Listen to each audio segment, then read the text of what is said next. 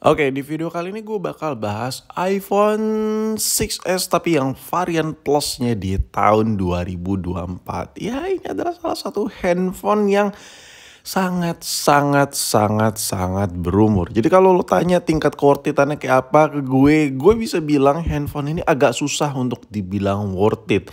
Tapi gue bakal cari sisi sudut pandang dipakai untuk apa sih. Nah kalau kita lihat dari speknya, handphone ini tuh udah nggak ada mood-moodnya sama sekali. Gue udah nggak mood lah kalau buat si varian 6 Plus ini buat di compare dengan iPhone gen-gen terbaru.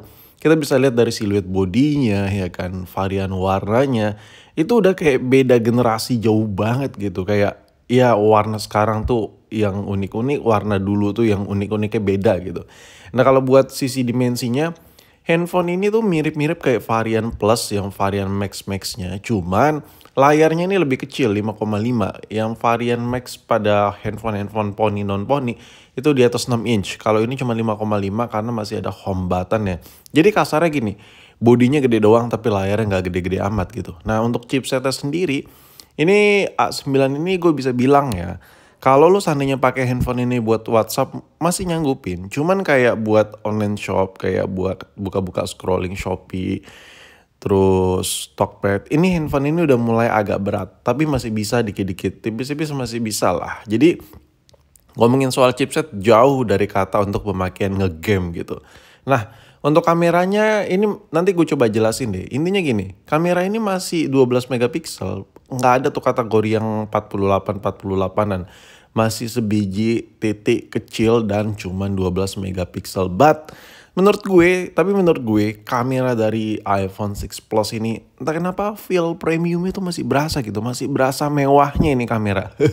Nah, untuk ketahanan baterainya kalau kita lihat dari spek dasar ini 14 jam. Tapi karena handphone ini udah berumur, chipsetnya juga udah pemakaian lama, baterai juga udah rata-rata udah pasti lah gantian. Ini kita nggak bisa ngarep 14 jam ya. Kemungkinan sekitar 9 atau 10 jam lah menurut gue. Dan untuk port chargingnya dia masih Lightning. Nah, untuk spesifikasi layar di sini ini beda jauh banget sama iPhone generasi terbaru. Cuman untuk PPI-nya dia tembus di 401 di 1920 untuk pixel lah. Gila sih menurut gue ini layarnya tajam banget dengan ukuran 5 incian. Nah, di sini kalau kita lihat dari spek-spek ya, ini beda jauh banget ya kan. Kayak agak susah gitu mengkomparkan iPhone 6s Plus ini dengan iPhone generasi agak baru gimana gitu. Nah, ini gue coba jelasin dari sisi dimensinya dulu deh. Ini kayak gue bilang tadi di awal, bodinya itu mirip-mirip ya. Ukuran HP-nya itu mirip-mirip dengan varian Max. Lo bisa lihat untuk tingginya ya kan, lebarnya tuh lo bisa lihat itu mirip banget. Parah mirip ya. Cuman ukuran layarnya tuh beda. Jadi ibarat kata lu pakai HP ini gede tapi layarnya nggak terlalu gede. Nah, sisi negatifnya itu apa? Lu tuh nggak bisa pakai handphone ini secara leluasa dengan penggunaan satu tangan. Minimal lu pakai handphone ini dengan dua tangan untuk menjangkau sudut ke sudut layar, itu yang gue rasakan sih. Tapi kalau jari lu panjang banget gitu ya kan, ya mungkin bisa lah. Tapi agak susah sih, susah lah gue jelasin. Nah untuk bagian atasnya sendiri dia juga tebal. Tebal sama untuk lubang speaker telepon, sama sensornya, sama kamera depannya. Ini menurut gue ya, handphone kayak gini tuh, lu tuh pakai HP gini tuh butuh adaptasi dikit-dikit karena kita tuh dipaksa untuk balik ke zaman dulu. Yang dimana Android sejutaan layarnya udah full view semua ya kan. Nah, gimana rasanya pakai HP ini di tahun 2024? Menurut gue coba pakai HP ini sepersekian jam yang gue rasakan, gue agak kaget sih. Handphone ini dengan ukuran besar, cuman tak kenapa tuh nyaman banget digenggam sama tangan. Itu yang gue rasakan ya. Ini gue bukan ngomong kenyamanan pakai, tapi saat gue pegang aja udah nyaman gitu. Kalau saat handphonenya dihidupkan tuh beda cerita lagi.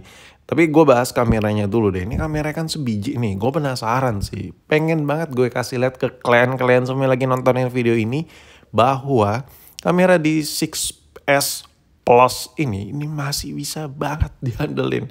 Gue nggak tahu ya, entah mata gue yang gimana atau kita coba buktiin aja deh. Kalau ngomongin soal fitur-fitur yang ada di kamera ini biasa banget. Dan gue nggak bisa bilang fitur-fitur kamera ini lengkap, banyak, full complete, paket lengkap gitu. Enggak. Fitur kamera ini bakal kalah sama Android yang harga cuma 800 ribu, 900 ribu yang second-secondan. Ini miskin fitur banget. Cuman untuk foto kualitas ya, foto quality-nya, hasil fotonya. Lu bisa lihat sendiri, ini hasil jepretan dari 6S Plus ini. Dan ini hasilnya gila banget. Gue kenapa ya, kayak kaget gitu. Gue udah lama gak megang iPhone 6S, varian 6S. Dan begitu dipakai buat jepret, gila. Itu lu bisa lihat sendiri hasilnya. Gue suka banget sama hasil jepretannya. Jadi apa ya, bisa dibilang tuh handphone ini emang handphone flagship. Apple ngeciptain handphone ini ya pada saat lahir ya emang HP mahal banget gitu ya kan.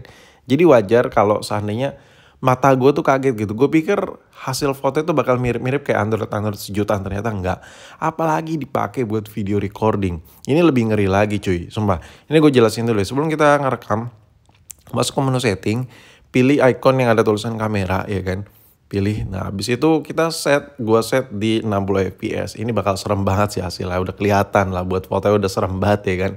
Ini bisa 4K juga di 30 fps. Nah ini udah di setting ke 60 fps. Habis itu, nah ini adalah hasil rekaman dari iPhone 6s Plus dengan frame di 60 fps di 1080. Gimana ya gue ngejelasinnya ya? Gila kan? Cakep kan? Hasilnya smooth banget, stabil parah.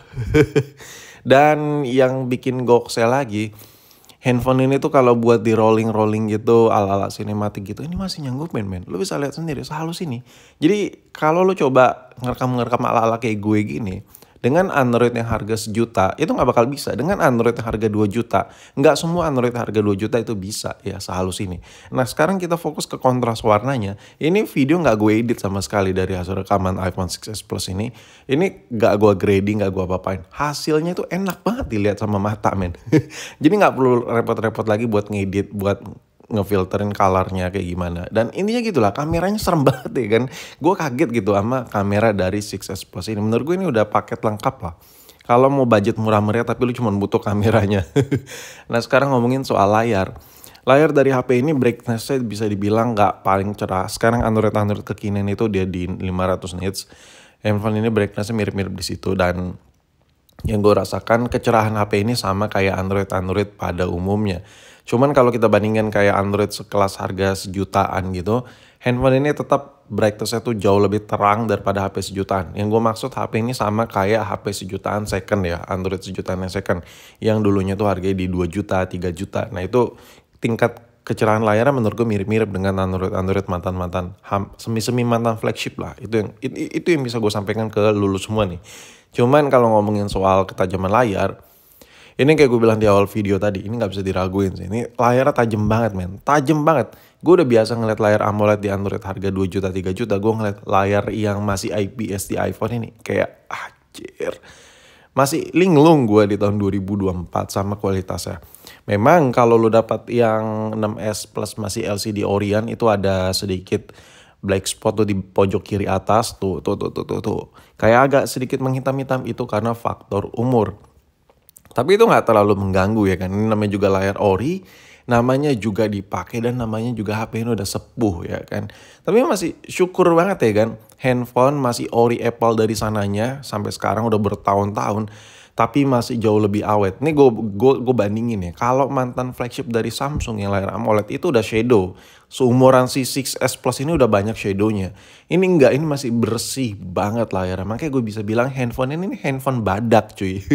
Ini lu kalau beli Android yang harga 3 juta, 2 juta yang mantan flagship, pasti deh rata-rata kebanyakan ada shadownya. Ini bersih. Itulah kehebatan si IPS panel Retina display si Apple punya. Bukan berarti nggak bisa shadow ya, layar si Apple ini juga bisa shadow. Tapi ini kelihatan banget badaknya. Nah sekarang ngomongin soal connectivity. Di bagian bawah ini ada jack audio, ini gue suka banget. Terus di bagian bawah ada port chargernya, terus ada lubang speaker dan lubang mikrofon. Memang kalau dibandingkan speaker dari 6S Plus ini dibandingkan Android harga 2 juta, 3 juta, gue lebih suka kekerasan ya, tingkat kekerasannya lebih enak Android yang harga 2 juta, 3 juta, lebih keras aja gitu hasil speakernya. Cuman kalau buat nonton video yang nggak butuh suara terlalu keras, gue lebih suka nonton di iPhone 6S Plus ini. Kenapa? Karena hasil speakernya nggak keras, cuman ngebass, suara vokalnya padat, itu yang gue rasakan. Emang berasa premium banget lah. Nah, kesimpulan gue, HP ini bisa dipakai buat multimedia yang super ringan. Kalau lo pakai buat social media berat, terus kayak online shop terus menerus, ini agak susah sih. Cuman selebihnya di bawah itu, handphone ini masih enak banget.